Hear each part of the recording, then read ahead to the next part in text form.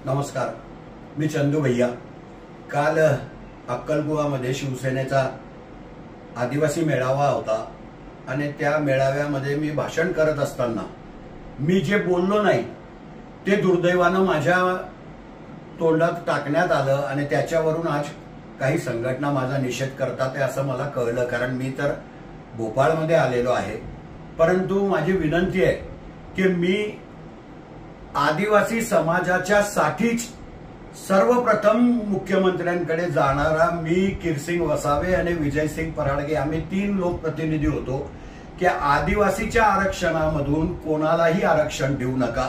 तुम्हाला जर त्यांना आरक्षण द्यायचंच असेल तर वेगळं आरक्षण द्या, परंतु आदिवासी समाजाच्या आरक्षणामध्ये कुणालाही भागीदार बनवू नका अशी भूमिका मांडणारे सुद्धा आम्ही होतो।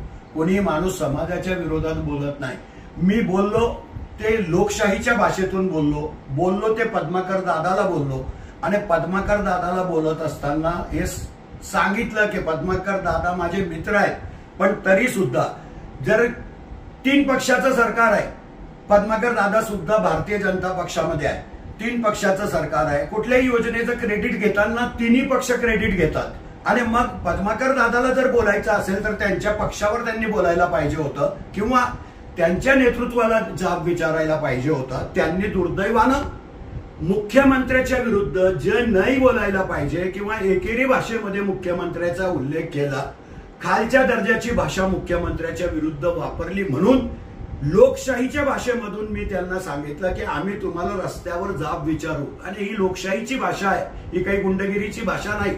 परंतु लोकशाहीमध्ये एवढा अधिकार मला तुम्हाला सगळ्यांना दिलेला आहे की जर कोणी चुकला असेल तर त्याला विचारायचं आणि तेवढंच मी सांगितलं, याच्यावर काहीच सांगितलेलं नव्हतं। आणि पद्माकर दादा हा कॅबिनेट मंत्री राहिलेला माणूस आहे, मुख्यमंत्र्याचा प्रोटोकॉल पाळला पाहिजे हे पद्माकर दादाला सुद्धा कळतं आणि म्हणून त्यांच्याकडनं ही अपेक्षा नव्हती, म्हणून मी फक्त त्यांच्यापुरतं मर्यादित बोललो।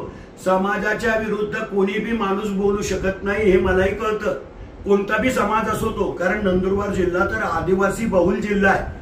आदिवासी समाजाचं नेतृत्व मान्य केलेलं आहे जनतेने, आम्ही सगळ्यांनीच, आणि या जिल्ह्यात राहायचं असेल तर आदिवासी माणूसच आमचा मोठा भाऊ आहे, या भूमिकेतूनच आम्ही वावरतो।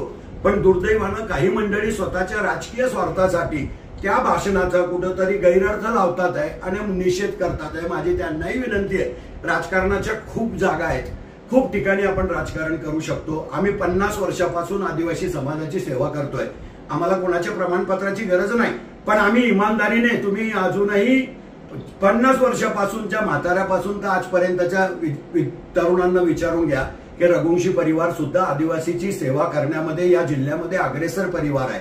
आणि म्हणून माझी भूमिका मी मांडली ती फक्त पद्माकर दादाच्या बद्दल मांडली की पद्माकर दादाने हे मुख्यमंत्र्याच्या विरुद्ध बोलायला नको होतं। आजही ते मी बोलतोय की मुख्यमंत्री पद्माकर दादा भारतीय जनता पक्षामध्ये आहे, मुख्यमंत्र्याला अपशब्द वापरून त्यांना काय अधिकार आहे?